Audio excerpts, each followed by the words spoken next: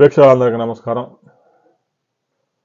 భారతదేశంలో అనేక ప్రఖ్యాత యూనివర్సిటీలు ఉన్నాయి. దాదాపు 10,000కు పైగా యూనివర్సిటీలు పనిచేస్తూ ఉన్నాయి. ప్రపంచంలోనే టాప్ 100 ర్యాంకింగ్లో ఉన్న ఐఐటీలు ఉన్నాయి, ఐఐఎం ఉంది.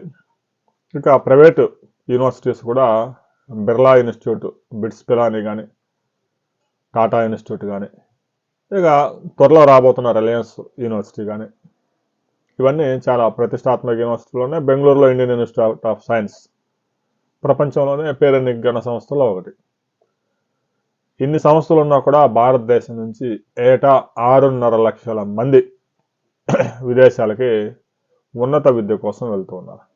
అయితే ఇక్కడ గమనించాల్సింది ఏంటంటే, ఇక్కడ బీటెక్ డిగ్రీ పూర్తి చేసుకొని విదేశాల్లో, కెనడాలో, అమెరికాలో, జర్మనీలోనో, బ్రిటన్లోనో, ఆస్ట్రేలియాలోనో పీజీ చేస్తే అక్కడే ఉద్యోగం సంపాదించుకోవచ్చు అనే ఉద్దేశంతో చాలామంది వెళ్తూ ఉన్నారు.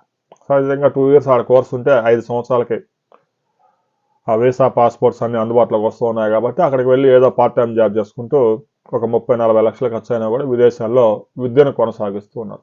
చాలామంది ఫారిన్లో పీజీ చేయాలనేది కూడా కళ.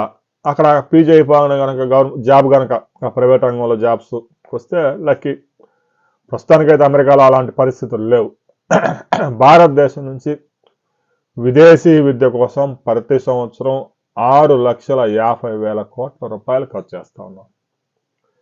గతంలో 1990s లో చాలా అరుదుగా అత్యున్నత విద్య చదివేందుకు మాత్రమే విదేశాలకు వెళ్ళేవారు.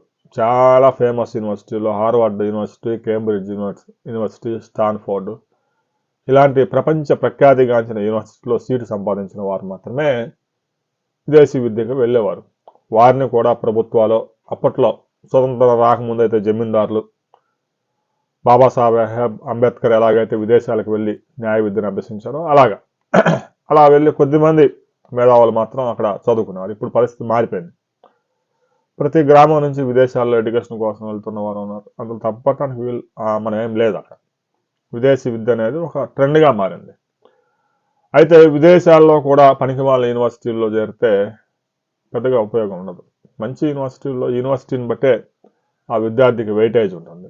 పలానా యూనివర్సిటీలో ఐఐటీలో చదివామంటే ఒక మంచి వెయిట్. బిట్స్ పిలానీలోనో, ఎన్ఐటీలోనో చదివితే నేను ఐఐటీ స్టూడెంట్, నేను ఎన్ఐటీ స్టూడెంట్ అని చెప్పుకోవడానికి ఉంటుంది. విదేశీ యూనివర్సిటీల్లో కూడా అంతే. ప్రఖ్యాత యూనివర్సిటీలో చదివితే మంచి గుర్తింపు ఉంటుంది, కానీ ఏదో ఒకటి 5 years మనకి వీసా వచ్చింది కదా అని చెప్పేసి ఏదో ఒక యూనివర్సిటీలో జాయిన్ అయితే ఆ తర్వాత ప్రస్తుతం ఉన్న మార్కెట్లో జాబ్ సంపాదించుకోవడం కూడా కష్టం. మరలా రిటర్న్ బ్యాక్ రావాల్సి ఉంటుంది. అక్కడ చిన్న చిన్న ఉద్యోగాలు చేసి 5 సంవత్సరాలు కంప్లీట్ అయిందంటే ఆలోగా ఉద్యోగం కనుక సంపాదించుకోలేకపోతే ఇబ్బందులు తప్పవు. ఖర్చు పెట్టిన 40 లక్షలు, 50 లక్షలు కూడా మళ్ళీ రిటర్న్స్ రావడం కష్టం. మళ్ళీ ఇండియా వచ్చిన తర్వాత మళ్ళీ జాబ్ ఎత్తుకోవడం చాలా టైం, 5-6 సంవత్సరాలు వేస్ట్ అయిపోద్ది. విదేశీ విద్యకి వెళ్ళడంలో తప్పలేదు, కానీ మంచి యూనివర్సిటీని వెతుక్కోండి, ర్యాంకింగ్స్ చూడండి. ఆ యూనివర్సిటీలో చదివితే ఉద్యోగం, ప్లేస్మెంట్ వస్తుందా లేదా ఒకసారి చెక్ చేసుకోండి.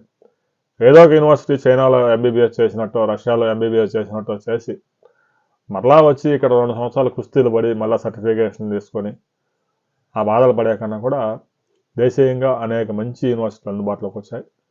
వాటి సేవలు కూడా ఉపయోగించుకోండి. విదేశీ విద్యకి కుప్పల తెప్పలుగా భారతీయులు ఎందుకు వెళ్తున్నారు అనే దానికి సంబంధించి ప్రతి ఒక్కరూ మీ అభిప్రాయాలు కామెంట్ చేయండి.